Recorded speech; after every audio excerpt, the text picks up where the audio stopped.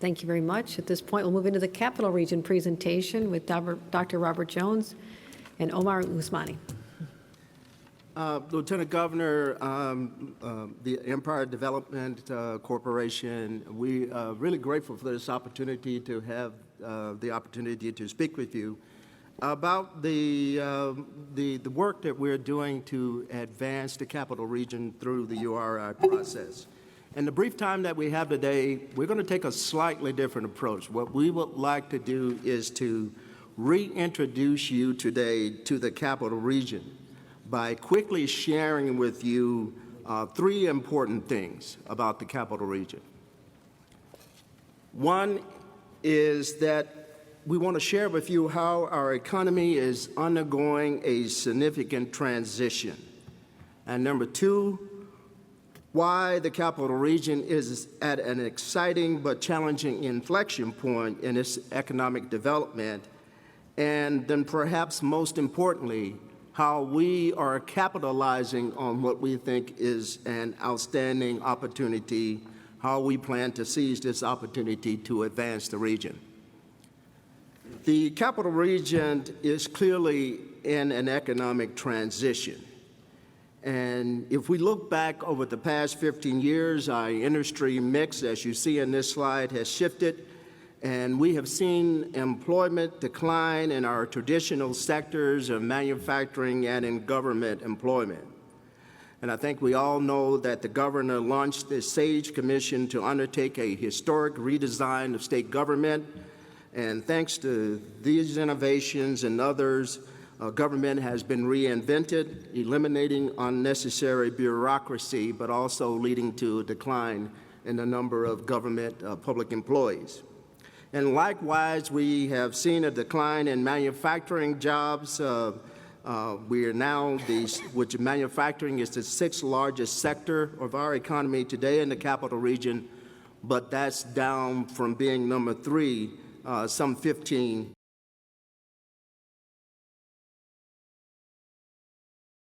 has significantly undergone a shift.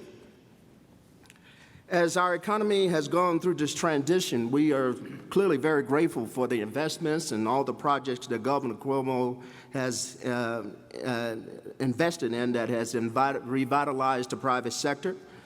For example, a coordinated and innovative portfolio of high-tech investment built around the Tech Valley brand has brought jobs, has brought growth, has brought global recognition not only to the region, but we think to the entire state. And collaborating with statewide initiatives such as Startup New York, Excelsior Program, Jobs Program, Taste New York, to name a few, this has had a tremendous impact on the region. And certainly funding of over 350 high-impact projects through the CFA process has helped our sectors grow and to innovate. These efforts have certainly increased our regionalism within the Capital Region, and we also think it's had a spillover effect to some of our neighbor regions as well. As a region, we are very proud of how we have weathered this economic transition, but as you can see, we have delivered some great results. For example, our median household income increased by 10% over the last 5 years, and also our employment rate has dropped by 20% during the same time period. However, while some of our individual economic performance numbers are great, as we saw on the last slide, these data show that overall the Capital Region has experienced a flat GDP growth for over the last 5 years. This graph shows that since 2009, our government GDP has decreased, but that decrease has been compensated by a large measure by roughly equivalent growth in the private sector GDP, leaving us overall with a flat GDP number in the aggregate. As a region, we are very proud of how we've been able to weather this economic transition, but the question is, where will we go from here and how will we get there? Given the data that we saw on the previous slide, we recognize that our economy is now at a critical inflection point. Our private sector must sharpen even more its upward trajectory to drive the regional growth that we desire. To accomplish this, developing a larger and more productive workforce is absolutely essential. This means two things for us. First, we must become more productive. As you can see in the right-hand panel, our productivity is flat. Our per-worker productivity is growing at only about 0.3% per year for the last 5 years versus about 0.4% for the state of New York and about 1% for the nation. This absolutely have to change for the region to advance. And secondly, our population also needs to grow.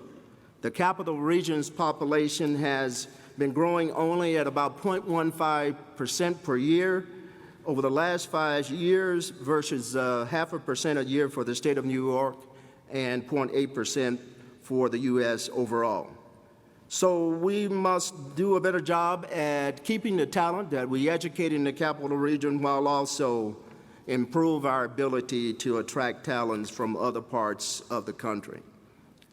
I think that we all know, as any economist would tell us, productivity growth is key to raising the standards of living, and our future growth of the capital region is clearly in jeopardy if we don't advance our ability to tackle these workforce challenges to help ensure the region to be able to reach its full potential. Furthermore, while we've made progress, this progress has been uneven. This unevenness, you've heard from a number of my colleagues, it has resulted in areas of inequality that we are absolutely committed to reducing. There are 3 sobering examples of this on the left-hand panel. Unemployment rate for African Americans in the capital region is nearly 2 times higher than the rest of than the national average for other folks that live in the capital region. The Hispanic graduation rate is 22% lower than the rate for white students. So in other words, 80% of the white students graduate from the high schools in the capital region, while only 65% of the Hispanic students graduate. The median income in Albany, Schenectady, and Troy, our densest urban areas, is about $20,000 lower than the capital region average. I think you can also see in the right-hand panel that this inequality is worst in the urban areas and among our minority population and those folks that are hard to employ. So we must make sure that our future growth tackles these disparities. Otherwise, we clearly will not be able to advance the very ambitious goals that we've set for the region. Through this URI effort, we must address 3 challenges that we've been discussing. Number 1 is very clear to us that our private sector productivity and our population trends and our areas of inequality must be addressed. So we must accordingly have to put in place very much holistic approaches to overcome our greatest uncover our greatest assets and identify the high-impact initiatives and start to build upon those initiatives. So what we are doing in this area is through 3 parallel efforts. First of all, we are taking a deep dive into the data. Everything that we're doing to inform what we're going to be putting forth as our proposal is very much data-driven. And then secondly, as you've heard from others, we have engaged a very diverse set of stakeholders, for example, through interviews and focus group, town hall meetings, online engagement and chats. The engagement is occurring across all 8 counties, and we are spending time with businesses, large and small, as well as government officials, educational leaders, nonprofit community, and every organizations that we can have a chance to converse with, including community-based organizations.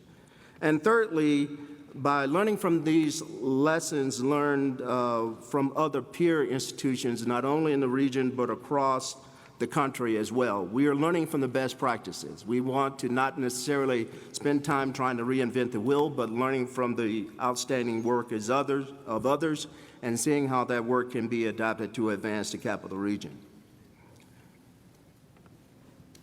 So this has just been a high-level snapshot of where we are in the process, and to date, we have been largely focused on spending time with our stakeholders and analyzing data to identify assets and potential new transformational initiatives. That process has generated a huge amount of insight and a lot of high potential strategies that we could pursue.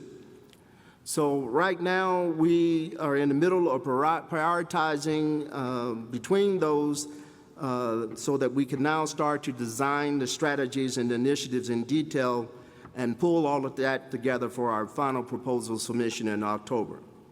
So we wanted to take this opportunity again to thank you for your time and your efforts, and we look forward to feedback from you from our efforts today. Thank you very much. Thank you, Dr. Jones. Questions? Commissioner Boone. Thank you. Dr. Jones, you spoke about inequality measures in the Capital District region, and it's clear that there is a commitment to among the regional council to address those inequalities in impoverished communities. But can you talk to us more about how you have engaged those communities in the outreach component of your planning process? Yeah, I'll just comment briefly on that and ask Omar to comment because he's been really hands-on and deeply involved in interfacing with those communities. It's been very clear to us that this is a major challenge for the region because when you look at the poverty across the entire capital region, 49% of it exists across the urban core of Albany, Troy, and Schenectady. 49%. So it's very clear to us that we have to engage those communities in finding these solutions. And so our strategy as part of our opportunity agenda, which I think you've seen in every submission that we've had, we found ways to really address that. And so as a part of this process, we have been meeting with representation from these underserved communities, the nonprofit organizations, et cetera, to try to get their perspective on what we might do to start to address these issues. And from our perspective, higher education institutions, government agencies, private universities, private companies, we all have to use what I call a collective impact approach if we're going to be successful in resolving what I think is one of the most fundamental problems that if we don't address, we will not be able to advance the capital region economically. So Omar, would you want to comment on that? Absolutely. Understanding there was two figures that shocked us in looking at our region as a whole. As of 2013, the unemployment rate for African Americans in our inner cities in the capital region was above 15%. And the second figure is that African American high school graduation rates in the entire capital region as an average is 59%. To that point, what we've done with our community outreach is to talk to different components in each of the inner cities to actually get them to submit massive transformational plans to actually push that number better. We can't solve it overnight. There is no silver bullet that will solve that key problem for our region. But in our engagement, we have garnered it's over 50 now. 50 nonprofits have submitted projects that work directly with the impoverished in our region to connect projects like our nanotech components at Global Foundries and the College of Nanoscale Science and Engineering to our inner cities, like we saw with the Attain Lab, in providing training to the underserved and impoverished in our communities. So breaking that cycle starts with education, starts with connecting them to jobs, but we've also gone above and beyond. We've connected to CDTA, our transportation components, to actually talk about how they can improve their routes throughout the capital region, our 3 urban areas, to connect them to the jobs that we're creating outside the urban core as well. So as we invest in our entire region, we're talking about the opportunity agenda throughout our entire process. On August 5th, our tour, every site we visited during our tour on August 5th, was within our opportunity agenda zone and added some benefit to our community.